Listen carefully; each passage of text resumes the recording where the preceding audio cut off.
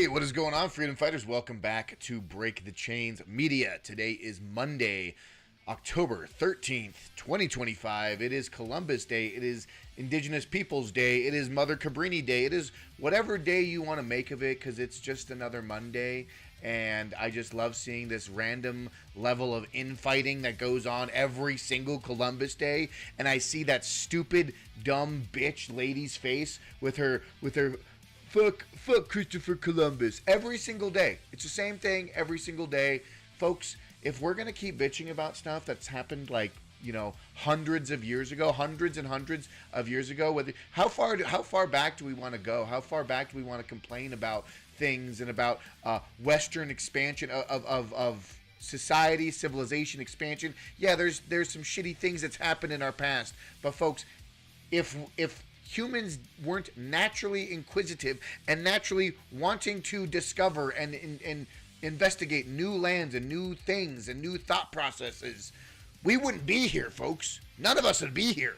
So with that being said, happy Columbus Day. I don't even really celebrate it. It doesn't even really matter. I just think it's more of a funny thing that so many people get wound up around the axle about Columbus Day. I really don't give two shits, honestly.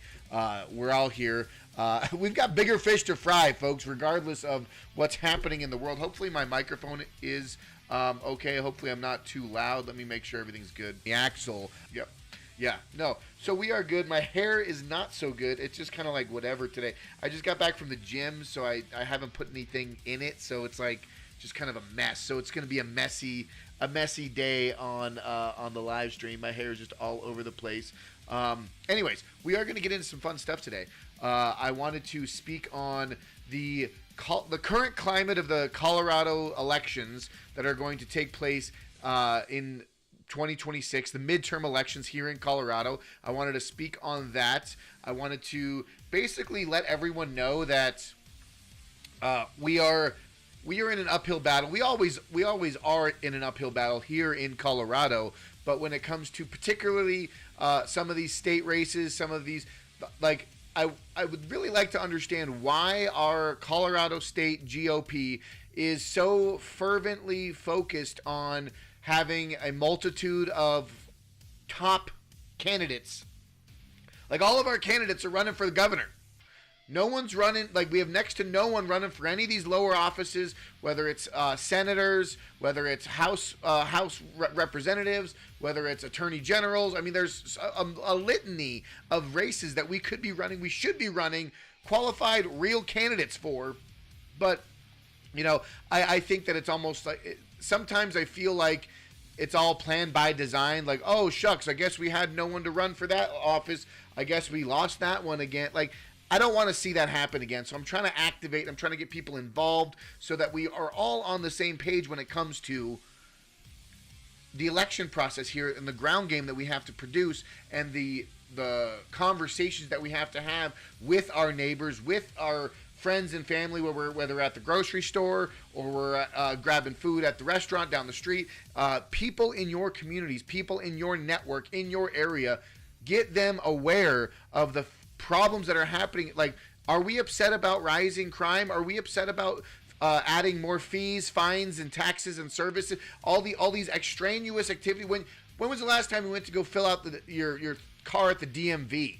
And you got the laundry list of all these different fees that we have to pay when we register our cars at the DMV here in Colorado, right? Or at least in the metro. If you're on the western slope, it might be a little different because of the population. But you understand what I'm saying? They're tacking on and just chipping away at our freedoms and our liberties and using excuses we don't have enough money, or we have to work around Tabor. Tabor's such a bad thing. All of these things are all talking points from the left to try to consolidate their control and their hegemony into their socialist utopia. That's all a big plan by them. So we are going to get into that. We are going to talk about some of the electoral races happening here, some hotly contested races, some races that I think are winnable, and what I think not just Colorado needs to do for elections, but every state should have a I understand that it's very difficult for a lot of people to palate the election process. It is a daunting process. It is a daunting task. But if we're gonna sit here and bitch every 2 to 4 years, well, I never voted for that, or that sure sounds unconstitutional, or I guess we're just creeping fascism or creeping communism. If everyone has the energy to bitch and complain, but no one has the energy to get out off your butts and get involved in your community and start actively participating in the political process in your cities, in your counties, don't come at me complaining, okay? I have a right to complain because I'm actually in the fight. I'm just kidding. Everyone has a right to complain, folks. Everyone has a right to complain. But no, it's just another Monday here in Colorado, and you're going to hear me bitching about certain things. But there might be some silver linings to all of this stuff, because Dominion Voting Systems was purchased. Do you remember that post? If you were watching my X a few weeks ago, or maybe not even that long ago, I spoke specifically on Dominion voting machines, Dominion voting systems, and how the term Dominion, the word Dominion is to control over, right? The whole phrasing of Dominion voting systems. Well, that whole system has been bought by another company called Ownership Leiden Wiener or something, Leiden Decker or something like that. I don't know. Anyways, it's a GOP a GOP affiliated election person. Now, let's not get ahead of ourselves. Just because it might be someone who's not a communist, not a total communist, purchasing this system, does not mean that the system is not going to be abused or corrupted. It is arguably the ring of power. So when we're talking about like elections and electronic voting systems, like, it doesn't really matter who's in control. It's the fact that I don't personally trust any of these electoral process systems, the electronic systems that calculate the votes. I don't trust the electronic systems. That is where I stand. It doesn't matter who's in charge of it. It's really just like, don't run electronic voting machines to count our votes. That's really what it comes down to. But we are going to we're going to talk about all that, the Dominion voting machine systems buyout. We are also going to talk about Jenna Griswold and this Rasmussen report article that I thought was rather interesting, and it was kind of telling how the all of this stuff about election integrity, election interference, Tina Peters, Jenna Griswold, Secretary of State, counting the ballots, ballot harvesting, mail-in ballots, gold standard, all these things, all these buzzwords, right? All these buzzwords. But yet we still can't get the proper information as to how these things, how they determine this is quote unquote the gold standard. Like, what determines what what is it that it's from The Princess Bride. Like, you keep saying that word, but I don't think you know what it means, right? They keep saying it's the gold standard. You keep calling it the gold standard, Jenna Griswold, but I don't think you understand what that phrase means. To me, in my opinion, when they say the gold standard, it's the gold standard for election rigging and election interference, right?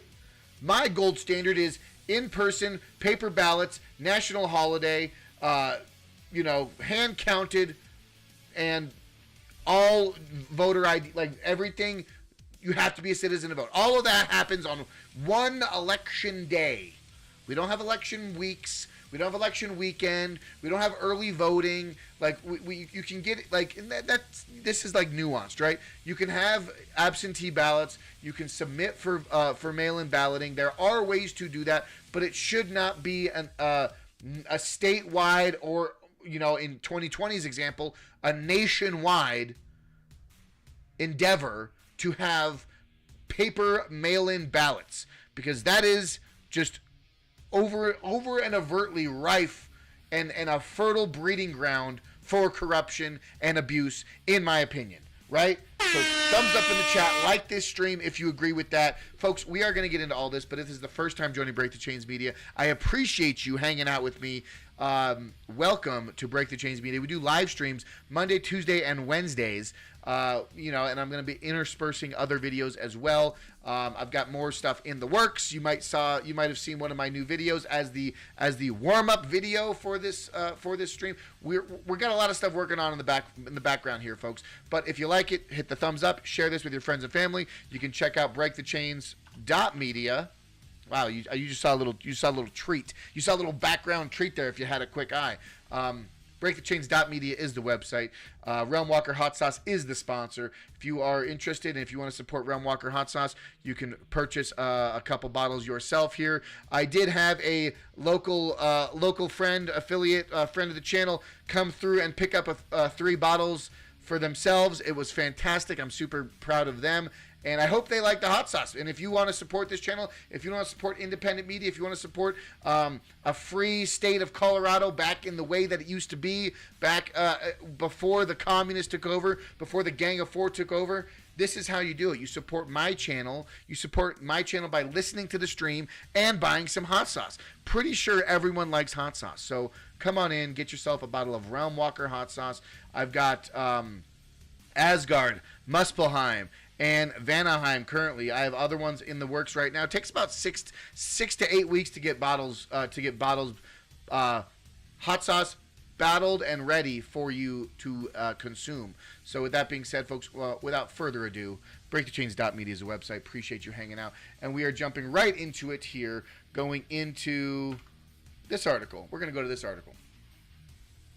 I posted this. It was kind of a strange weekend. And I didn't even mention we are gonna talk about the Donald Trump peace in the Middle East stuff too. My hair is just all kinds of crazy. I'm gonna be fucking with it all stream. It's fine though. But this creature of the night, this lagoon monster, this swamp dweller, Jenna Griswold, our Colorado Secretary of State. I wrote, what have I been talking about for weeks on my live streams? Folks in the channel should know my kind of direction. But what I've been trying to tie together, Venezuelan Smartmatic machines, rigged voting systems, Tina Peters, corrupt state Secretary of State Jenna Griswold, Rasmussen reports. Okay? This is a quote. It's all tied in. Like this is,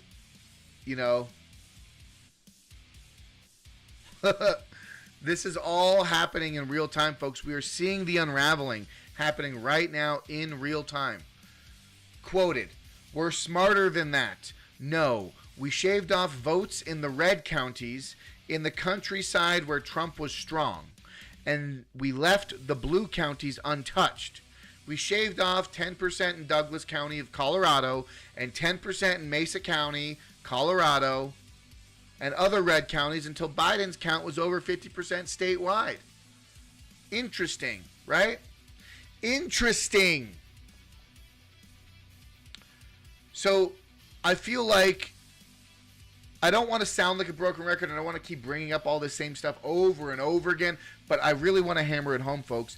There are many different ways that electronic voting systems and tablature systems can manipulate or skew voting data to get the desired result, right?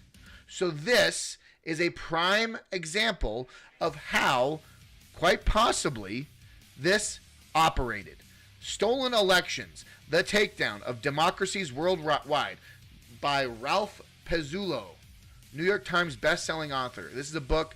I'm not sponsored by this guy. I'm not saying anything about it. Like, I'm just saying these are quoted from Rasmussen Reports, is quoting this book in many different ways, okay, on how the 2020 election and other elections, and it's all tied together, okay? Page 185 out of this book, Stolen Elections and the Takedown of Democracies Worldwide, okay? Tie that in with what happened in Colorado in the mid-2000s, the Gang of Four, and how these political immigrant billionaires, these immigrant politician, multi-millionaire billionaires came into this state, totally ran roughshod over our Colorado state legislature, state house, took over NGOs, took over unions, took over teachers unions, took over all these institutions in Colorado, restructured and refunneled their money, doubled down and folded over their efforts into putting people that would toe their line, toe their narrative into positions of power.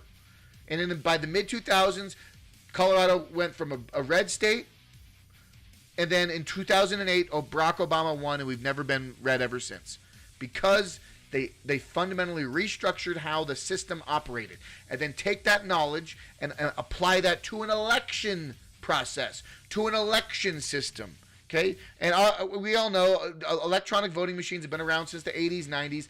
They've been widely used, but not to this level of corruption and degree, right? When we're talking about what happened in the 2020 election, arguably back into the mid 2000s, okay, with even hilariously the hanging Chad fiasco in Florida. The Democrats were the ones who wanted to institute stricter election integrity laws because of the hanging Chad dispute in Florida in 2000. And now what do you see in 2000? Or I'm sorry, what do you see 2 decades later in Florida? Because of what happened in 2000, because of the Democrat demanding election integrity, demanding a stricter and more secure voting system. What do you see now in Florida?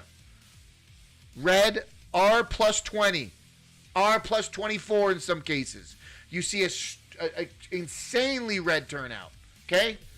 What does that tell you, folks? What does that tell you? In my humble opinion, it tells me that election systems are compromised by leftist-leaning evildoers who want to control the election process to make sure their candidates win, or just barely, just to make it look not. They don't want to win by a landslide. They want to just make it just passable. That it's questionable that it actually looks like it's a real election. So let's look at page 185. Quote: "The engineer who actually built the algorithm stealing the election for Biden looked at me like I was an idiot and asked, quote, 'Do you think we stole the election here in the blue counties? We're smarter than that. No, we shaved off votes in the red counties in the countryside where Trump was strong, and we left the blue counties untouched. We shaved off 10% in Douglas County and 10% in Mesa County and other red counties until Biden's count was over 50% statewide.'" That is one of many ways, in my opinion. This is all opinion. This is all just source gathering and my own 2 cents on how they manipulate and skew elections. Okay? Which is why I firmly agree and I firmly support the fact that we need to make sure that our election process is secure. And if this Jenna Griswold character is running our elections in Colorado, she initially won her elected seat in, I think it was back in 2018. She got to, Secretary of State in 2018 or 2016, but she's been working with the Polis. Polis brought her in under her wing in like the late 2010, something like that. But she's been working tirelessly with George Soros Foundation, the funding of George Soros, right? And she's one of many examples across this country of Secretary of States and Attorney Generals who get paid off, bought by George Soros and affiliates and their ilk, right? It all ties into this larger scaled system of how communism has bought their way into administrative positions of power, corporate positions of power in our political and social institutions in various states, in various counties, and now how they are totally taking over from the inside. So what we need to do is we need to call them out, call a spade, tell it for what it is, show the receipts, bring it to the public and say, hey, do you want these type of people running our government? Do you want these type of backdoor deals happening? And don't get me wrong, Republicans do this too. I will call a Republican out just as much as I'll call out a Democrat. But it's But what's happening right now is that we are seeing such an extreme degree of leftist ideologues and these radical leftist policies being implemented by not just attorney generals, not just secretary of states, but senators, but House representatives. All of these people in elected offices that get put into these that arguably run unopposed, uncontested. How do you expect a state to turn around when we don't have an actual elected race? If these people run unopposed because no one puts up better ideas for the public to vote on, is it really a rigged election, or is it the ineptitude of the other party failing to do their responsibility by putting good people in elected office? What's the real question? What's the real problem? Right? I don't know. But I'm leaning towards one or the other. Maybe it's not all. What do you guys think in the chat? I genuinely think that specifically speaking to Colorado, I feel that it has been a 1-2 punch. The first punch was the Democrats ushering in their Gang of Four policies and their extremist left stranglehold on the state, silencing anyone right wing and totally just totally disenfranchising the Colorado GOP. So if the Colorado GOP doesn't have a will or a backbone or a drive or the cojones to run against this communist creep that's happening in Colorado, no one's going to run. No, so you're going to get communists. You're going to get Democrat Socialists of America, card-carrying socialists in our elected state house because people are too weak and too pathetic to run. You get pissed off about something long enough, something's going to break. Someone's going to have to stand up reluctantly to say, I'm sick of these communists in elected office. Why do we have people who never even grew up in this state running my city, running my county? Why do we have foreign politicians in charge of my state? Because no one shows up to run. Because no one in the state thinks, because everyone thinks it's not my job, it's not my responsibility. Well, guess what, folks? The wolves are at the door. Knock, knock, they're here. What do you say, Gandalf? You shall not pass! Yeah, I know. It's frustrating. It is disenfranchising because you see all this, terrible stuff. But it really, like, I don't want to be the black pillar, right? I say that a lot. No black pills here, okay? But what it comes down to, and I'm gonna show this video, okay? Because it all ties in. And then what we're gonna do is after this, we're gonna talk about Colorado elections, Colorado elections coming up, and who's running for office, and where you can sign up to vote or to sign up to run yourself. If we don't have people running against these communists, these outright leftists running the state into the ground, somebody's got to run against them. That's where I'm at. Okay? And I don't want to keep yelling, but I'm just so passionate. I'm fired up. Right? This could be the big brain play. Have a right-wing affiliated company buy the voting machines, then Democrats will demand the removal of electronic voting machines and go full paper ballots. What a master stroke of genius. That's what I'm saying. Switching to the narrative of the conversation regarding Dominion voting machines were just recently purchased by a conservative group, a conservative company. So this is from the Denver AP on October 9th. Voting equipment company Dominion Voting Systems, a target of, I love how they prime it, right? It's AP, of course. Always propaganda. That's what AP stands for. Always propaganda. The voting equipment company Dominion Voting Machines, a target of false conspiracy theories from President Donald Trump and his supporters since the 2020 election, has been bought by a firm run by former Republican election officials. The new company announced Thursday. The newly formed company Liberty Vote vowed to follow the executive order that Trump signed last spring seeking sweeping changes to election policies that multiple judges have put on hold for violating the Constitution. How is it violating the Constitution? Let's look. Let's see. Oops, that's not what I wanted to do. What the fuck did I do?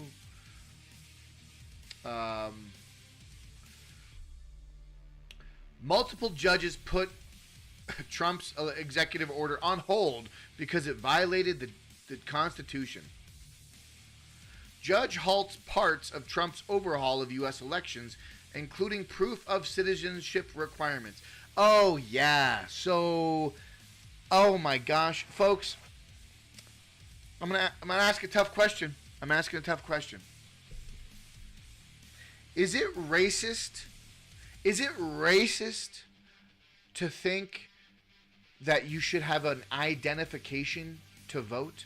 Is it racist to think you should have an ID to vote in the election in which you are residing in? If you are living in a certain designated area, if you live in this, on this piece of dirt, in this part of the country, is it racist or xenophobic or classist or elitist to want your people, to want the people voting in that particular region of the piece of land? Is it bad to want them to have an identification to make sure that these people are the ones voting in the election, are actually going to be the ones living there, are actually going to be the ones instituting the change? Or are these people just migrants? Or are these people even alive? How do we know that the people voting in the elections that are fundamentally changing the place that I live, how do we know that these people are actually who they say they are? I'm not asking, here's the thing, I'm not asking to show what they voted. I'm asking merely to make sure that they are who they say they are and they live where they say they live, and they are allowed to vote in the vote in which determines my well-being and my family's well-being in this confined area on this piece of dirt in Colorado, in America, right? Would you, so here, another example. Do I, a man who lives closer to, a man who lives in Jefferson County, Colorado, right? I live in Jefferson County, Colorado. Should I be allowed to go to Denver and vote in Denver elections? Shouldn't the people of Denver have a right to tell me that I cannot vote in their elections? If I don't live there, if I don't physically live there and participate in that community, is it not Denver citizens' rights to tell me to buck right off? Right? That makes sense. That makes sense to me. Judge halts parts of Trump's overhaul of U.S. elections, including proof of citizenship requirement. Because it's folks, it's racist. That's what they think. The left, the Democrats think it's racist, and they say they think it's racist because they believe that minority people don't have access to the internet. They don't have a means to get to the DMV. It's ageist. It's classist, meaning if you're too old, you can't get to the DMV. You're SOL, folks. That's not what that's not what I'm talking about. When we're talking about ease of accessibility, and we're talking about accessibility needs for elderly or disabled or blind people or people that are out in the boonies that are an hour or two away from their nearest DMV, sure. I understand this. However, there's also means and ways to verify and prove your identification, to be a part of the county and city and state elections, national elections, in which we are responsible to have. It is your responsibility. Like if you get pulled over and a police officer says, license and registration, please. And you just say, yeah, I don't have an ID because I never went to it. I don't know where a DMV is. I don't know how to fill out a DMV information. I don't know how to fill out my identification card information. A police officer is going to be like, are you mentally disabled? Should you be driving this vehicle by yourself? Why don't you have an ID? Step out of the vehicle, please. Like, this is a very logical train of thought. Like, it does not like compute with me that people think it's racist to ask for identification for voting. Of course, this is from the New York AP. New York AP, also known as Always Propaganda. A judge on Thursday blocked the Trump administration from immediately enacting certain changes to how federal elections are run, including proof of citizenship requirements to the federal voter registration form. The decision set back President Donald Trump sweeping executive order elections to go forward until now, including a directive to tighten mail-in ballot deadlines around the country. What is wrong? I personally agree. I personally believe that mail-in ballots are a problem. However, if you as a voter cannot make it to the voter polls, cannot be present because of a medical condition, or you are hours away, or an absentee ballots and mail-in ballots are different. If you cannot attend the in-person vote in which we are supposed to be a part of, as a citizen of this state, of this country, if you cannot participate in that, there should be a way to stringently verify that you are who you say you are, and it's turned in like no later than the election date, right? But I think that those circumstances should be few and far between. It should not be ubiquitous. It should not be, for everyone. We should not have millions and millions of people using mail-in ballots to vote for elections. If you have the means to do it, unless you are blind, deaf, handicapped, or dumb, you should be a present in-person voter. But so obviously this is talking about Trump's March executive order overhauling how U.S. elections are run prompted swift lawsuits from the League of United Latin American Citizens, the League of Women Voters, and the Democratic National Committee and others who called it unconstitutional. Why is it unconstitutional? That's the real question. U.S. District Judge Colleen Collier-Coatley, Washington, saying that Constitution gives the power to regulate federal elections to state and Congress, not the president. Okay, sure. I would like to see this be a constitutionally passed law, not just an executive order, right? I don't particularly appreciate when presidents rule through executive order. I'm not a fan of Trump dropping executive orders and just saying it's all going to get done. Now, is that unconstitutional? No. Executive orders are part of, what was it? The Constitution. Executive orders are within the realm of the Constitution. Now, does that mean that there should be better ways to go about it? Sure, I fully agree that if you want this thing to be a law, you must have Congress pass said law. However, an executive order is constitutional, folks, as much as you might not like it. And trust me, there's been many a years where I've called out bullshit executive orders from the Bush administration, from the Obama administration, from the Clinton administration, back when I was a wee lad. Just learning, just dipping my feet into the political pool, right? There's many levels in which corruption exists, folks. But this, in my opinion, is not it. Trying to instill honest integrity in our voting system, in our election process, is not unconstitutional. They're just calling it out because they don't want to the way that they've cheated for many years to get fucking ousted. That's my opinion. In a 120-page decision on Thursday, she said plaintiffs had proven that the proof of citizenship requirement would cause their clients irreparable harm and go against the public interest, while the government had offered almost no defense of the president's order on the merits. Because it's not... Look, hold on. Look at all these lawsuits against the Trump administration. Look at how disgusting this is.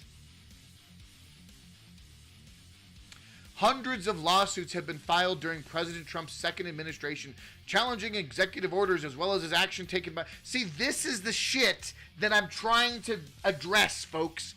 The fact that we have such a entrenched system that overtly weaponizes itself against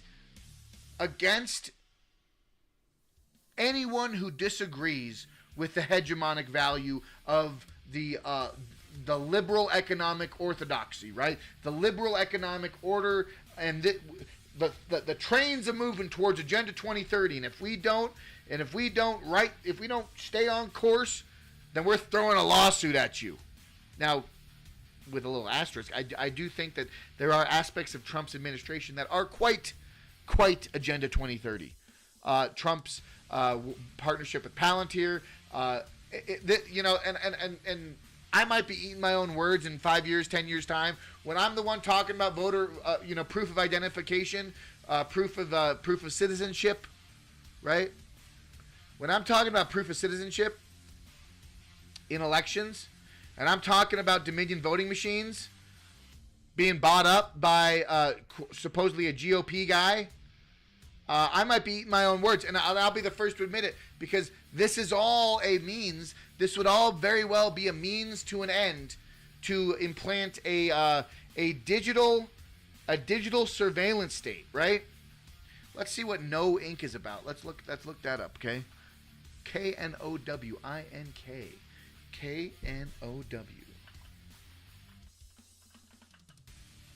KNOW. KNOWINK. No Ink. So this is the company that bought Dominion. This is the company that bought Dominion.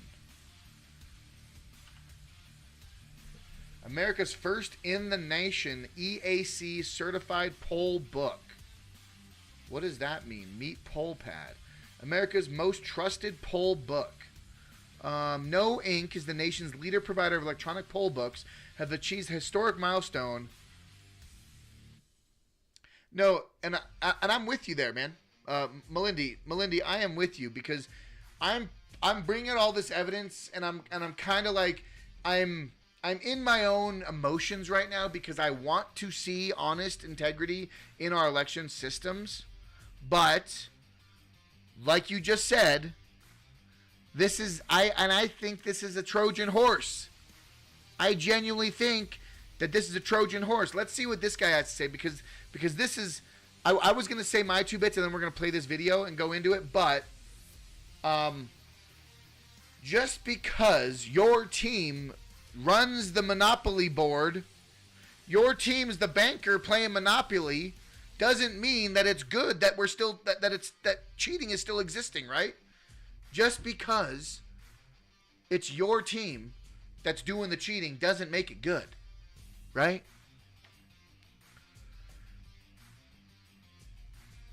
Brought in the county-wide crap. Poll books took us away from precinct voting. Yeah. So this exact thing. So No Inc. is the nation's leading provider of electronic poll books, has achieved an historic milestone by becoming the first in the nation to receive a certification from the U.S. Election Assistant Commission on our signature product, the Poll Pad electronic poll book system. This landmark certification of our version 3.6 Poll Pad sets a new industry standard for election security, transparency, and accessibility, reaffirming No Inc.'s position as America's most trusted poll provider. We have some pretty exciting news to begin today's hearing. On behalf of the EAC, we would like to extend our congratulations to No Ink on being the first federally No certified Ink. electronic poll book manufacturer. The EAC issued a certification for their poll pad 3.6 just yesterday. So the voluntary electronic poll book certification. Yeah, I'm not. Hold on. It's a voluntary electronic poll book. How sweet. Why do they use their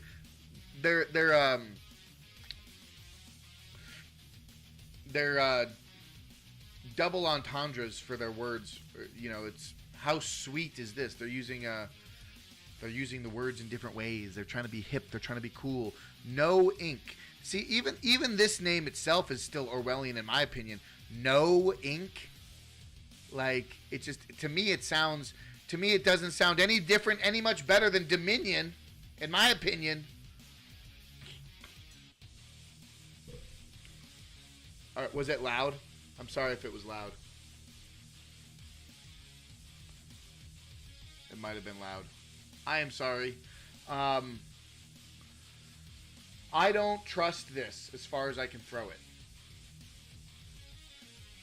Based in St. Louis, No Ink was founded by Scott Liedendecker, a nationally respected election expert. No Ink is family-owned election security and technology company built exclusively in America and is now more than 150 employees.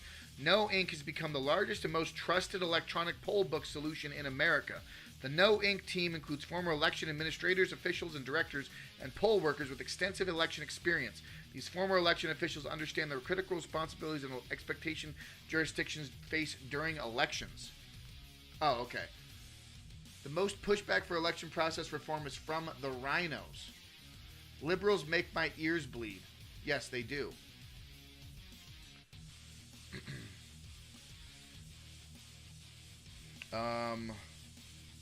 So this is the company, but it's weird that they don't have anything.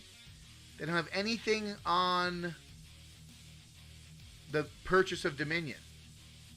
This is their website, but they have nothing on their purchase of Dominion.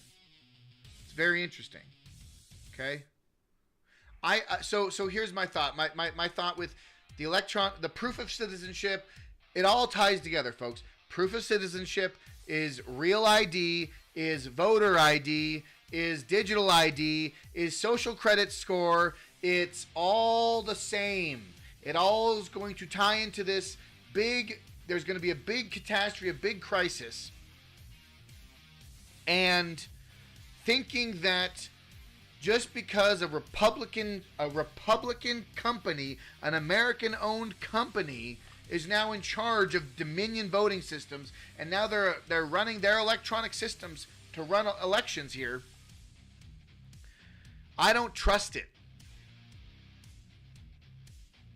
Exactly. I think, and this is how I'm tying it into Colorado elections, because I genuinely believe a majority, I would say 80 if not 90% of Colorado GOP candidates or not candidates, GOP members are just fucking snakeskin Democrats, or I don't even know the right word to describe them, because they're not Democrats, they're not communists, but they're just weak-willed, and they don't stand on the principles of the Constitution and the founding documents and what it means to have the First Amendment, what it means to have the Second Amendment, what it means to have private property and individual liberties, and separate ourselves from the tyrannical overreach of the government state, right?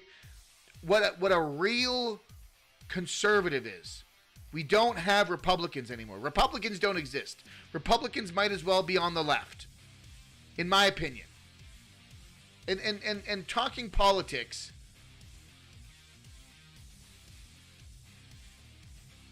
right. See, prime example. Melindy says the Maricopa peeps fighting the forensic audit were Republicans because they didn't want to open up this can of worms, and this is the fight, folks. The election is the fight. If we don't have an honest way to put people to trust our election system, to trust our election process, how do we even know our government is going to be operating in our best interest at all? The people that even run, the people that win the elections, how do we even know they won authentically if we don't trust the system that got them there? The Canaanites, yeah. Yeah. Yeah, and like and I think that's the and this is actually how a lot of Colorado, not just Colorado politics, but it's very prevalent in Colorado, but this is how Trump took over, right? How did Trump take over? Look, listen. How did Trump take over the GOP? Trump was a 90s Democrat. A New York 90s Democrat. And Trump took over the GOP on on basic issues that America was facing. You compare Trump policy to Bill Clinton policies. Bill Clinton arguably in some instances was more to the right of Donald Trump.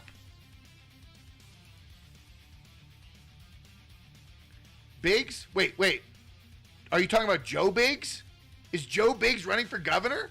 Or is that a different Biggs? I don't think... Joe Biggs can't. Joe Biggs can't because he's technically still a felon from the whole January 6th thing. But maybe it's someone else for... Maybe it is Biggs. I don't know. But comparing... So Trump took over the GOP because the GOP is weak.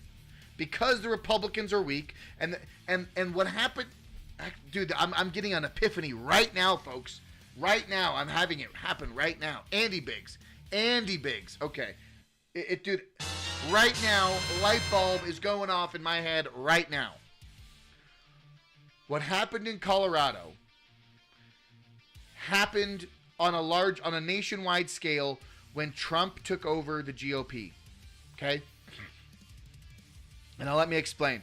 So the Democrats took over the red state of Colorado through their Gang of Four, through their infiltration, and they flipped the state. Obama, 08, you know what I've been saying, okay? What Trump did to the GOP on a grand scale was he stepped in. He said, look at all this GOP. It's all weak. No one knows how to do their job. Everyone's useless. I'm gonna run this ship. It's mine now. The GOP's mine. So Trump took over the GOP because who was there? No one. I mean, you had Romney. You had McCain. Fucking, these are war hawks. These are globalist pigs. I mean, arguably Trump's still a globalist. But he's Trump's more of a populist, and he has that charisma. He has that X factor, right? That's how he took over the GOP. What's happening now is that Colorado's GOP is so weak, so useless, that someone has to step in and say, this is what a GOP is. This is what it means to be a conservative party, a party that conserves government control. That is in essence what that means, right? So that's what I'm saying, is that something has to happen on a grassroots, on a ground scale, ground game level.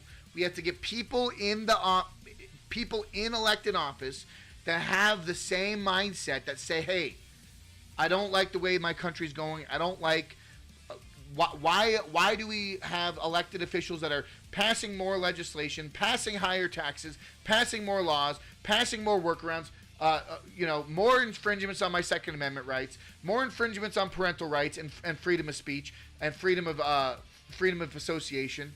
Okay, the surveillance state is rampant here in Colorado. Funding illegal immigrant health care in Colorado, okay? All of the and then don't get me started about the whole weed industry and how all that money is just a whole money laundering game in its entirety, because we don't have federally backed banks to operate the weed industry in Colorado. Colorado GOP needs a resounding voice. They need a message. They need a principled position to say, this is where we're standing. We are against this, that, and the other thing. And if you agree with any of that, you're part of us. Get involved. Get active. That's what we need. Okay? So,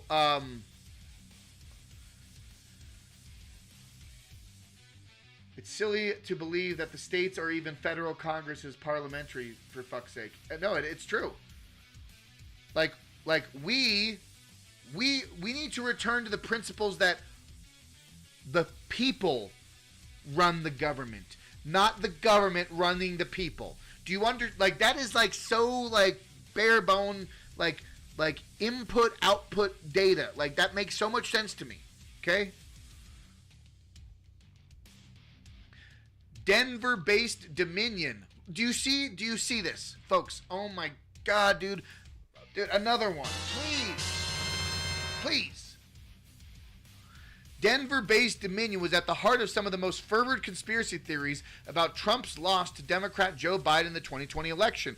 Those false allegations sparked a number of defamation lawsuits against conservative-leaning media and the president's allies, including a settlement in 2023 in which Fox News agreed to pay Dominion $787 million, and one this year that Newsmax settled for $67 million.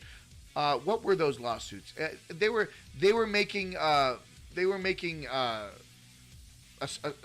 assertions, and it was false claims, right? The announcement for the news company does not disclose the cost of the transaction, but spokesperson said all the money was put up by Lead and Necker. Both companies involved are privately held, so both of these companies are privately owned. You can't even lean into them. The false allegations against Dominion made its brand toxic in many Republican-leaning states and counties, but voting machines companies are usually careful about making overt political statements, given the market for their equipment is split between places under Republicans and Democrat control. The statement by Liberty Vote says it will align with Trump's executive order, which has been challenged by Democrat states' attorney generals and Democrat national committees. An array of voting and civil district groups could lead to concerns in blue states that currently use Dominion equipment, kind of like Colorado. You would think, they're going to, I guarantee you, Attorney General Phil Weiser, who's running for governor, and Secretary of State Jenna Griswold, who's running for Attorney General, are both going to contest this whole thing. They're going to say, "Oh no, we can't have a company that's GOP affiliated." But here's the grand stroke, and this is what I'm going to bring it back right here. Bring it back home. It could be the grand stroke of genius. Okay? If you get enough blue states, the blue states are where the election rigging takes place. In my opinion, or at least the purple states, these middle states, the Rust Belt states, that's what I said. Have a right wing affiliated company buy the voting machine company, Dominion. Then Democrats will demand the removal of these electronic voting machines and go full paper ballots, doing what Florida did in 2000, but do it nationwide. It would be poetry. It would be poetic justice on a national scale. Sometimes one simply has to hold their nose and take the medicine.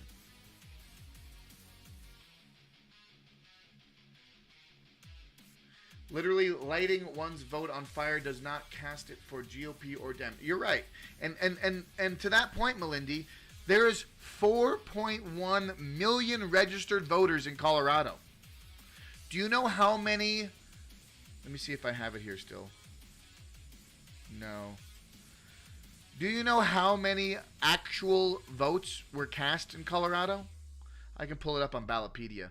Just over 1 million. So there's 4 million registered voters, but just under 1 million voted. That is saying 25% of the total voting base of the state of Colorado determined Colorado's outcome.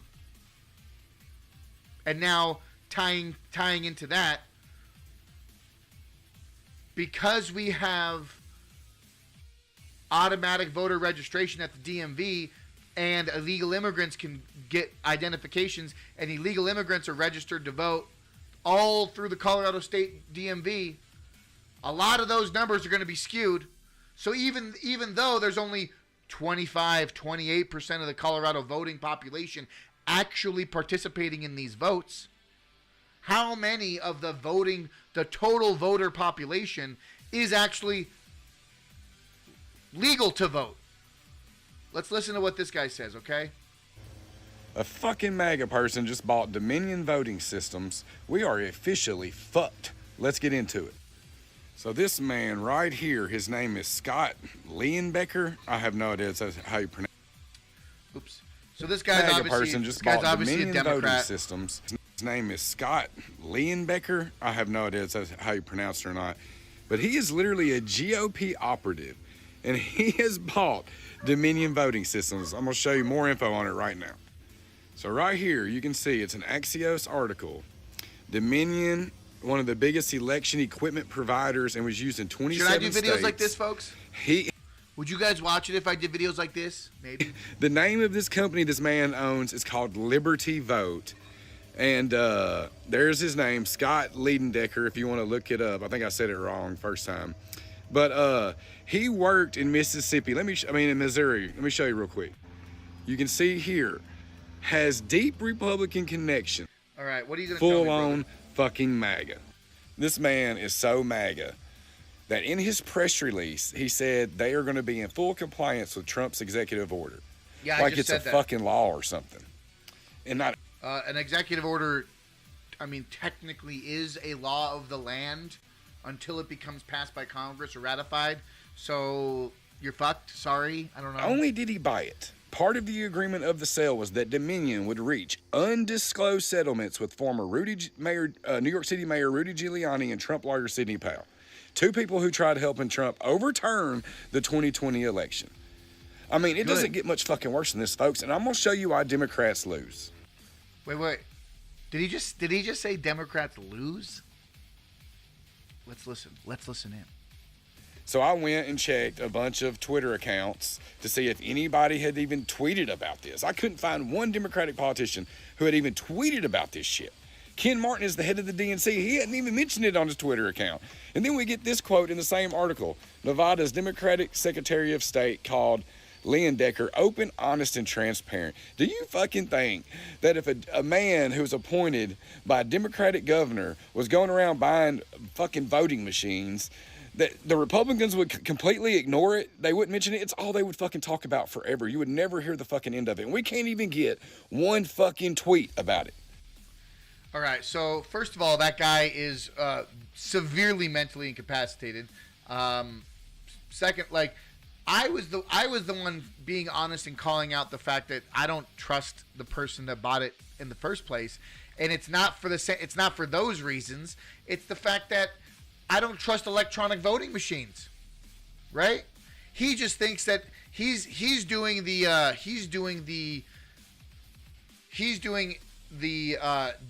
Dominion voting machine bad routine that arguably I was doing in 2020 and everyone was doing in 2020. He's doing, well, the GOP owns it, therefore it's bad. No, I think electronic voting machines are bad. I think they are manipulatable through, like I've proven on my past live streams, with the Venezuelan Smartmatic architecture, the data architecture, the infrastructure, and how universal that backdoor channel is when it comes to these electronic voting machines in general. That's what I'm more concerned about, not actually who owns it, right? Dominion Voting Machines is a bad name. Dominion Voting Machines is a bad name. Arguably, Liberty Vote might be even worse. That arguably might be more Orwellian, because they're making it sound pretty and humbly and safe. But at the end of the day, it just leads into, like I said earlier, it leads into the voter ID, proof of citizenship, proof of real ID, proof of residency, track trace database, social credit score, all involved into one on your phone, on your smart device. Yes. Dominion Voting Systems. Yes, Dominion Voting Systems operates within the electronic voting machines. Yes. But I'm saying, yes, the operation in its entirety of allowing electronic voting machines to operate our elections is the most red alert alarm. You know, that's what we have to be worried about, is being operating our election systems through electronic voting machines. That is the problem. That is what I'm saying. Happened regarding this. Yeah, yeah, see, don't get your hopes up with a rebrand. Electronic voting machines are still corrupt. Just because your team runs it doesn't make it okay. That's what I'm saying. That's what I've been saying. Okay? Now we are going to wrap up here, folks. You know me, folks. I could go on forever about the electronic and the election voting system process. You know where I stand. If you've tuned in for any instances of my live streams over the last 3 weeks, you know that I don't like electronic voting machines. You know that I would. Let me pull it up here because I have it and I think I saved it. Because if I didn't save it, I'm gonna be angry if I didn't save it. But I had it. Hold on. Let me find it here because I made it very, very precise. Yes, right here, folks. This is a post. This is a post that I made. When did I make it? August 20th, folks. I made this August 20th. Voting should be very simple. National holiday, same day, in person, voter ID, paper ballots, hand counted. I don't know how else we do votes. And like I said earlier in my live stream, I said absentee ballots are different and mail-in ballots are different than absentee ballots. And if you would like to do that, there should be an even stricter process to be allowed at all to qualify for an absentee ballot or a mail-in ballot. If you are in a retirement home, if you are in the sticks in the top of the Rocky Mountain wilderness and you want to vote but you can't get to your polling place, there should be an option for you to mail it in. But it should be a very difficult process. Well, not maybe difficult is not the right word. It should be a very authenticated process. You should have to do verified steps. You know how many two-step verifications I've got to do on my phone just to download an app or like get an email sent to my third device? You know how many second two-step verifications I have? We have all this other security features, but you're gonna say mail-in voting is safe and secure?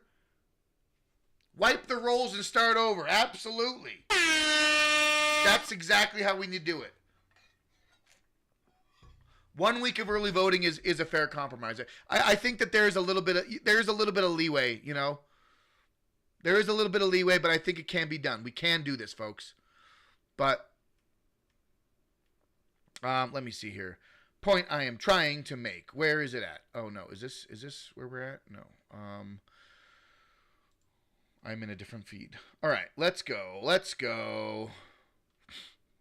I wanted to 6:20 right now. Yeah, this is wrapping up here. Got 15 more minutes, and then we'll stream on over. Appreciate everyone hanging out with me. Appreciate Melindy in the chat. Appreciate all the new people in the chat. Let me know when you're there. Give me a thumbs up. Give me a follow. Share this with your friends. Let's go. This is a ballot guide from the Bell's Policy Center. I posted this. I said, this is the cancer eating away at Colorado. These are the people pushing the Bell's Policy Center, which pushes extreme left-leaning policies. This is not good. If you get a ballot guide from Bell's Policy Center, throw it away.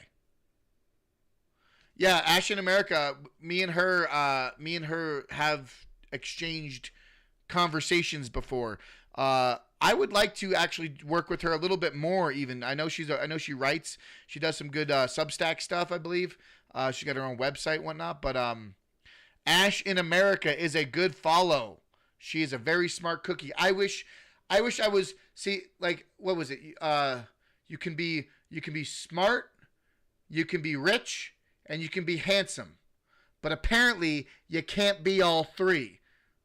So I'm definitely smart and handsome, right? Because I'm definitely not rich. I'm just kidding. Come on. I'm making jokes here, folks. Ash is a smart cookie indeed, for sure. LL and MM are nothing more than Proposition LL and MM in Colorado are nothing more than another end-run attempt around the Taxpayer Bill of Rights. I told you this 2 weeks ago, right?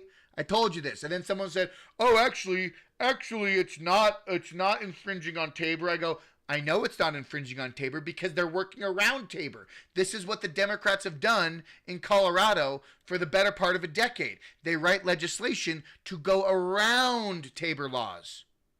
LL and MM are prime examples of that. Okay? Bell's Policy Center is supported by Colorado Democracy Alliance, CODA, including Polis and many other millionaire progressive donors who surprisingly don't pay their fair share of taxes. Who'd have thought? The more you know about BPC's mission, it suddenly makes a lot of sense. Wealth distribution to fund sanctuary state policies, along with illegal immigrant health care and lots of quote-unquote free stuff. Colorado is really a sliding down the slippery slope right into full-blown socialism. That's why I do these live streams, to make sure that we don't. First, they intend to tax the top income earners, and then they eventually come to the middle and income earners, and then until, as Margaret Thatcher so eloquently stated, until they run out of other people's money. Do yourself a favor and your paycheck a favor. Vote astoundingly no on LL and MM in Colorado. Thank you for your attention to this matter. All right, yeah. I know, me and Brandon do great stuff. Yeah, dude. So here's the thing. I'm trying to network with Brandon from Free State, Colorado. I'm trying to network with Nick from Big Timber Lodge, and I'm trying to talk with I can't think of her name right now, from Logic and Liberty. She just started her new podcast. Logic and Liberty she's up north too. And then and Ash. I mean, there's a lot of us doing a lot of this ground game, this fight, you know. We all can be a part of it here, and I think we all have the energy and the Salida Gun Shop guys. Everyone's doing it. Everyone's doing our part. I am conveniently in the center, in the belly of the beast here. Everyone else in that list is like either in northern Colorado or down in the Springs or Castle Rock or Salida. But I am in the belly of the beast here. I'm only I'm right there in the Denver metro. So I will gladly be the center hub for the freedom fighters here in Colorado, the chain gang. I don't know. I don't like calling people a chain gang in my group, but maybe we can change the way that that connotation, the colloquialism of the word chain gang comes into play, because we are on Break the Chains Media. Thank you for your attention to this matter. Been this way for the better part of 2 decades, in my opinion. Time for the people of Colorado to stand up and fight and stand up against the corruption. Ash in America says, no one knows what color the state is because it's the test kitchen for public-private corporation. Wow, let me say that again because I stumbled over everything. No one knows what color the state of Colorado is because it's the test kitchen for public-private corruption. There we go. Yeah, no, so with that being said, folks, we are going to jump into a power, like the drop-down menu of all of the list and all of the information here. I was going to talk about, dude, there was so much I needed to talk about. I ramble on about election shit for so fucking long. It makes me so angry. But, I wanted to talk about Trump in Israel and the Gaza ceasefire and the releasing of hostages. But, folks, do we really need to know about that? That's the stuff that's been on the news all damn day, right? My only thought was, I sure thought it was interesting that all of the hostages were a bunch of fucking men. All of the hostages were men. Where were the women? Where were the children? Okay? We're talking about the hostage situation and the ceasefire, all that. That's the only thing I really wanted to bring up. Is why were they all fucking men? Because those fucking animals, the fucking Hamas probably murdered all those women, raped and murdered all those women, took the kids, who knows what. Evil shit. The whole Middle East, everyone in the Middle East, like prayers, like, you know, it is hilarious that, you know, in some weird sick way, that for all the years and months and years that the Democrats have been screaming about free Palestine and end the war, now the only person that they can really look to make that deal happen was Donald Trump, right? But that's neither here nor there. That's all tying into the big other box of bullshit politics. Oh, look, here comes the far right. This imagery can be found throughout the course of human history. Is everyone enjoying Columbus Day? Right? You know, folks, I'm not against indigenous people or tribal people or their cultures or traditions. I am, however, definitely opposed to barbaric practices and murder, which convenient, like it's barbaric practices and murder. Let's think about what other things happen in our society currently, to the tune of millions of people, millions of unborn people a year. Yeah, abortion. Yeah. Barbaric practices. You know, everyone's culture is different, right? We all say that, you know, respect the diversity of cultures, respect, you know, everyone has their own nomadic and indigenous beliefs. Okay, well, I definitely believe that killing babies is wrong, so we shouldn't live in a society. I shouldn't have a state. Colorado uses my state tax dollars to kill unborn children with my tax dollars. Okay? I don't want to be a part of that type of culture. If we are going to be barbaric and be the type of society that kills unborn babies, or excuse me, they're not even unborn. Colorado, you can up to and including 40-week full-term abortion is legally allowed and codified in law here in Colorado. Don't talk to me about barbaric practices. Okay? Because I know what it looks like. That's all I'm saying. A picture's worth 1,000 words. And this picture's got a lot. All right, let's jump over it, folks. Where are we going? We're going into the ballots, the measures. We're going into Colorado governor race. We're going into Colorado election races, okay? Because I already talked about the Dominion voting system. Check this out, folks. Okay? From the selfreliancecentral.com. This is from May 14, 2025. 2026 elections, a battleground in the western purple state. Ironically, people are actually still calling it a purple state now.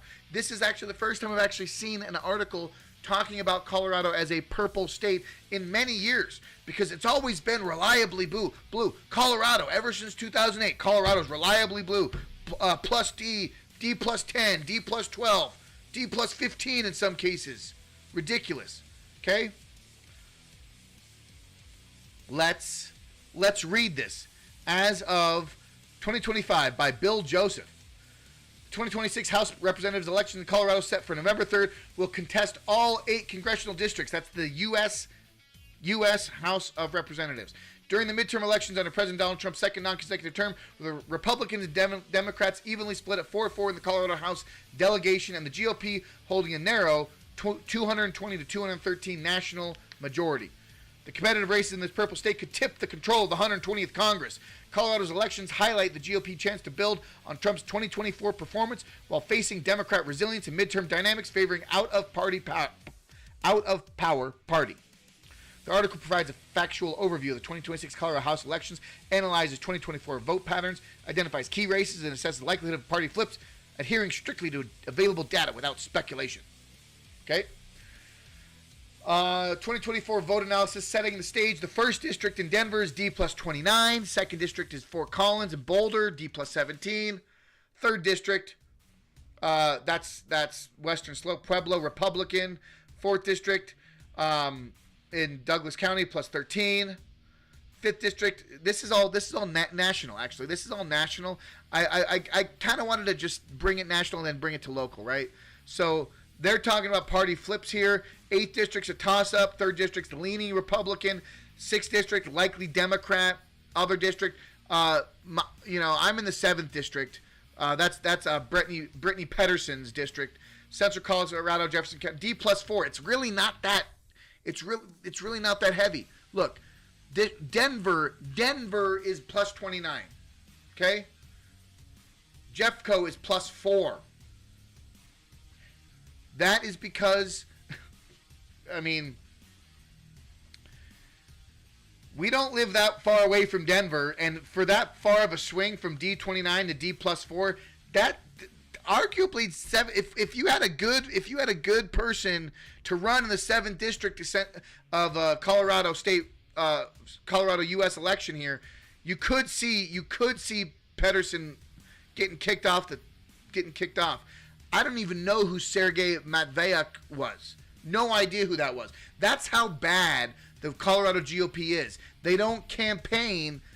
They don't campaign enough to let people. I don't even know who was running for the elected office. He lost at a 13-point margin, almost a 14-point margin. That's sad. That proves the point that the Colorado GOP doesn't have a vision, doesn't have a focus, doesn't know what to plug and play. Okay, this is the national races. Let's go to state races here. Okay, races for the state legislature is taking shape ahead of 2026. Where is that? What shot is that from? Is that from north of the Capitol? I think it is. It's from north of the Capitol. Let's take a look here. You got so many people running for. Oh wait, actually, I wanted to do this one first. Colorado GOP candidates, or for governor, with no juggernaut in the field. Colorado Republicans, 19 and counting, line up for the governor's race. The GOP hasn't won in more than 20 years, and a crowd of contenders is growing for 2026 open race. These is all, well, only a portion of the governors running. A baseball lineup worth of conservative candidates at governor showing a GOP forum this week, and that was only half of the declared field of the still early 2026 Republican nominating contest. But the gathering was enough to underscore the wide open nature of the race for an office of GOP hasn't won in 23 years. Okay, this is so we have a lot of people running. This is Mark Baisley here. Colorado gubernatorial candidate Senator Mark Baisley speaks during a Republican primary gubernatorial candidate forum. Greg Lopez, a 3-time candidate for governor. Will McBride was the lawyer.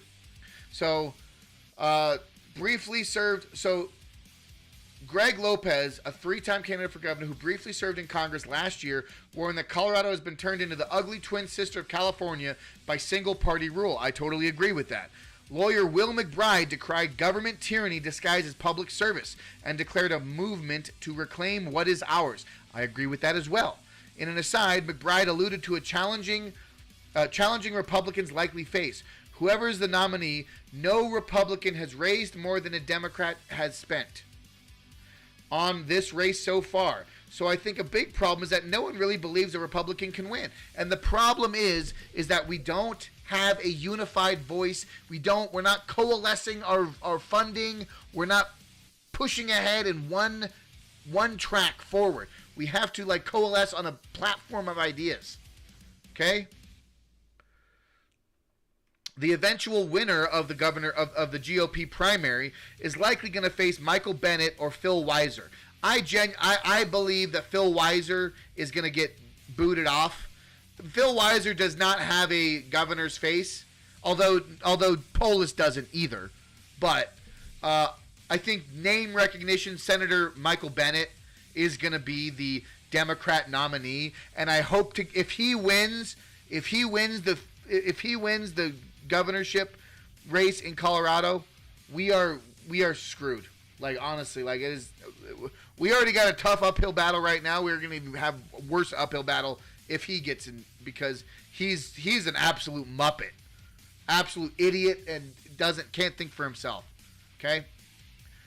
It's going to be competitive to the Republican primary. Republican analyst Dick Wadeham said, "There's no juggernaut. There's no leading voice. There's no leading person running the race." So you got Wimberly, K-Man, Kelvin. I don't even know who this is. Like, why is this guy running? If this guy is really genuinely involved and wants to participate in elections, they should coalesce forces and work together. Like Barbara Kirkmeyer, she's a great lady. I met her. I talked with her. I think she has a great platform, and she's actually a good senator, respectful senator right now. I mean, no one's perfect, but if we want to see a red Colorado, or at least a governor that's a Republican, we have to find the platform of ideas that Colorado most resonates with and run on it. Fiscal responsibility, parental rights, return to the Bill of Rights, return to our founding documents. Rein back in this creep, this government tyranny of taxation and financial siphoning. They are siphoning wealth off of us. What's up, Darth Kane? What have we found out about that Marks guy? He seems all right. I haven't heard a lot about him. I agree. And I think he would be the one, like, I don't want to, I can't put faith in anyone. I don't like putting celebrity into anything, but he's got that X factor, right? And a big thing that goes into politics is if you don't have an X factor, if you don't have that little something extra, that little Zatarain seasoning, that little Lowry seasoning salt, that extra oomph, that extra thing, it's undescribable, but it's just there. If you don't have it, you don't win. And Democrats don't have it, but what they do have is they do have a backing of liberal leftist henchmen that fund their enterprise, right? So Polis doesn't have an X factor, never had an X factor. He just had multiple millions of dollars to back his campaign every step of the way through his whole political career. Doesn't have an X factor. Honest people that mean well, that want to make a change, that actually want to represent and do what is right for their constituents and in their job role as an elected official, they need that X factor. Hello. Good evening. Good to see you. You need to slap your mama. Yeah, for real. You need that slap your mama, right? You need that like maybe what you need is some hot sauce. You might need some Realm Walker hot sauce. If I can press the goddamn button, that's the X factor, folks. You got to get that spice in your life. If you want a politician that speaks to the people, that has that X factor, that has that wow, get you a politician that appreciates a good bottle of hot sauce, if you know what I mean. If you know what I mean, right? No, but this is the problem, right? So a lot of these Republicans actually have a similar messaging. You know, you got Scott Bottoms, you got Kirkmeyer, you got Baisley, you got Victor Marks, you have so many people. A lot of them back the Tina Peters release. I back Tina Peters' release, right? Let's read here. Nearly all the candidates at the Thursday Forum expressed some level of support for releasing Tina Peters, who is in prison for serving 9 years sentence for her felony convictions. Trump has highlighted her case repeatedly, including a recent threat of harsh measures if the state doesn't release her. I agree. If we don't get a GOP governor in 2026, Tina Peters will not be pardoned. She will have to suffer through her full sentence. And she's Attorney General Phil Weiser, who's running on the Democrat ticket for governor, said she is a risk to her community and she's a flight risk, which is why she has a not available for reduction of sentencing. Okay?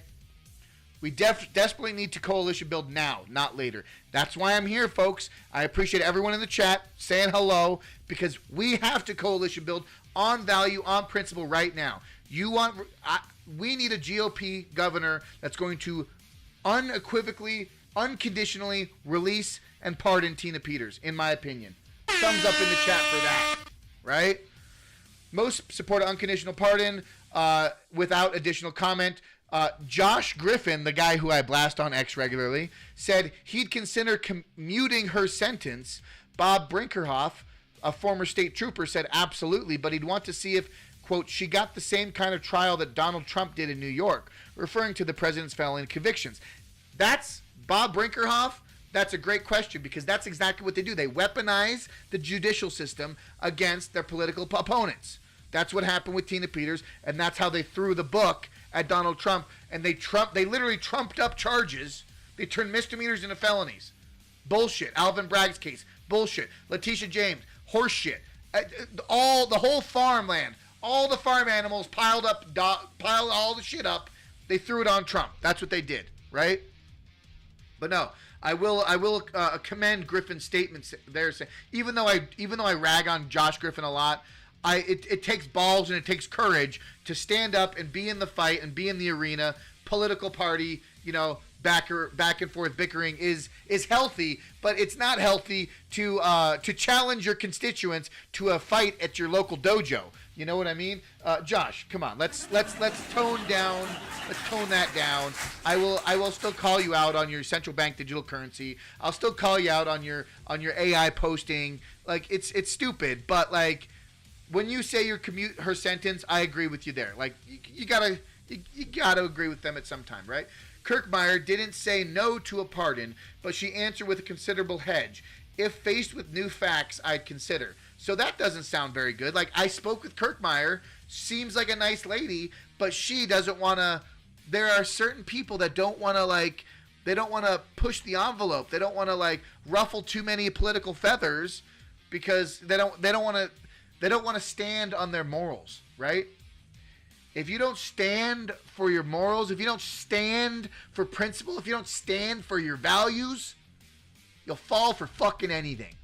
And I ain't that guy. That's why I say what I say. That's why I do what I do. That's why I'm a loud, in-your-face character. Passion. Passion fuels me, right? Brinkerhoff and Griffin targeting gun laws, with Brinkerhoff singling out this year's Senate Bill 3, which adds requirements to buy certain semi-automatic firearms, and Griffin targeting anything that infringes on our Second Amendment rights. Griffin, that's a cop-out answer. Anything that infringes on our 2A rights, you got a laundry list of things that been passed by Polis. I believe it's been 25 gun laws, 25 different gun laws in Polis's governor. Polis's term as governor alone that he's passed, particularly relating to gun control. So you got a lot of work ahead of you if you're just going to say anything that infringes on our Second Amendment rights. If you want to go back, the Bruin decision, you use the Bruin decision as your baseline for revoking and overturning these unconstitutional laws. You get into a governor position, you start overturning, just rescinding them all. Done. That's what you need to do. Okay? Baisley, in the only mention about abortion during the forum, said he'd erased the Reproductive Health Equity Act, which codified a right to abortion in state law. Voters have since adopted similar protections in state constitutions. Absolutely. Cheers to that. Yep. Mark Baisley says he would erase the Reproductive Health Equity Act statewide. Good. I don't want my tax dollars going to fund abortions. Okay?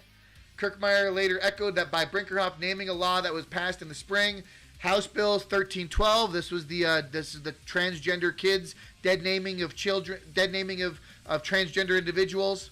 The law explicitly protects transgender people from being dead named or misgendered in certain places, including schools and workplaces. It also makes it easier for people to change their gender identity and name on our government documents. Kirkmeyer called the bill part of the, quote, war on parents. Okay? This is interesting. This is a good part. This whole part is about Trump's calling for National Guard in the city. A lot of the people said, no, we would not allow this.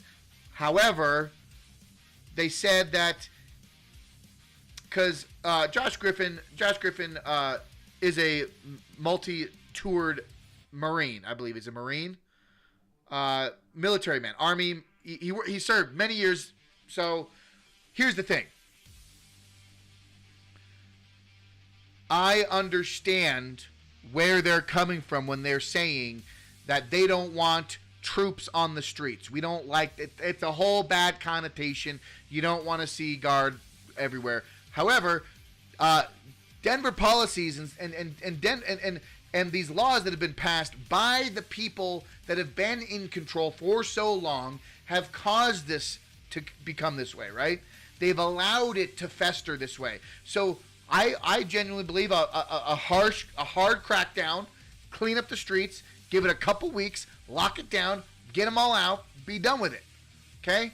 Griffin, who served 16 combat tours in Afghanistan and Iraq, said he, quote, would never put one of our people in the city, speaking to the National Guard, because we are trained to kill, not to police.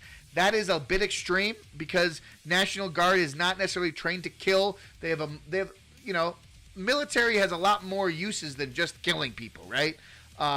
But he was open to deputizing National Guard members to help police if necessary.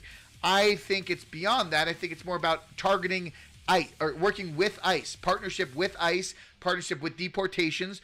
That is what's going on, not specifically working with police, right? We don't want to see armed military working with police. We don't want to see the suspension of posse comitatus. We don't want to see that type of thing unfolding. However, I would absolutely welcome the National Guard to at least patrol and position themselves in places where there's active Tren de Aragua members who have now been federally labeled as domestic terrorists, right? Tren de Aragua and these MS-13, all these gang members have been labeled as domestic terrorists or terrorist organizations, correct? So we can effectively use the National Guard to protect our citizens against terroristic threats, right? This is why the language is important, right? This is why the language is important. So let's wrap this up. Here's the list, folks. This is the list. This is the list of the governor's candidates for governor. The Republican candidates for governor declared as of October 4th. State Senator Mark Baisley, State Representative Scott Bottom, Bob Brinkerhoff, John Brooks, Jason Clark, Bryson Garrison, Stephen Guess, John Gray Ginsburg, Joshua Griffin, State Senator Barbara Kirkmeyer, former U.S. Representative Greg Lopez, Victor Marks, Will McBride, Teller County Sheriff Jason Mikesell, Robert Moore, Alexander Mugatu, Jim Runberg, Daniel Thomas, Kevin K-Man Wimberly. Okay? I'm not saying any of these people are wrong or bad or invalid in their direction. However, when you look at the entire state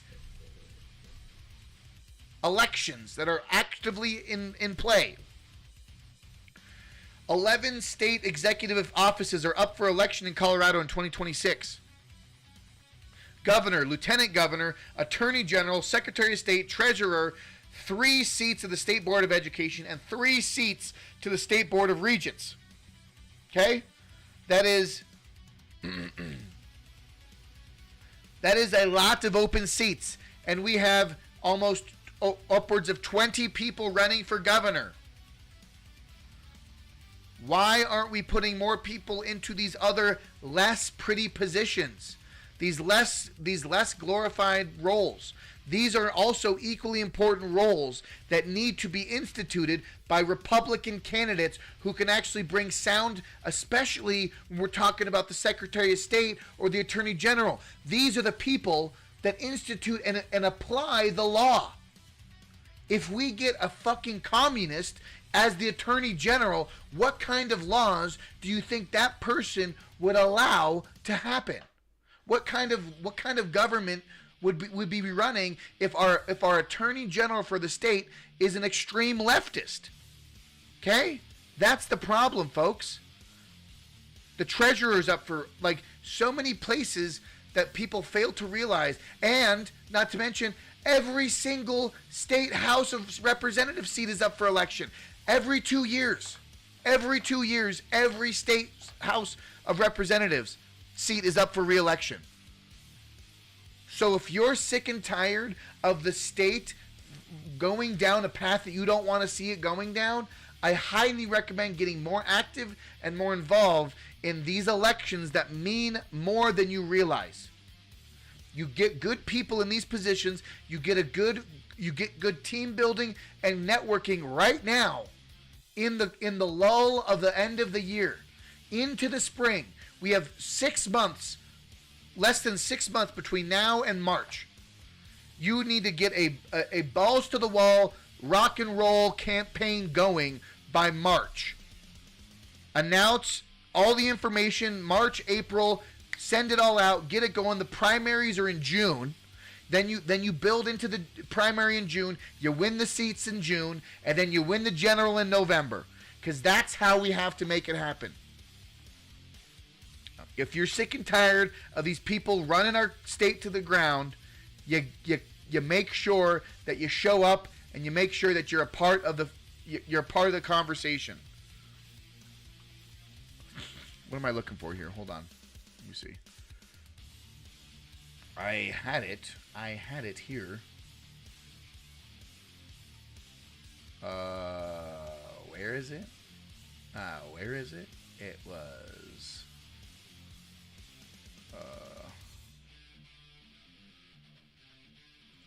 here, let me find it.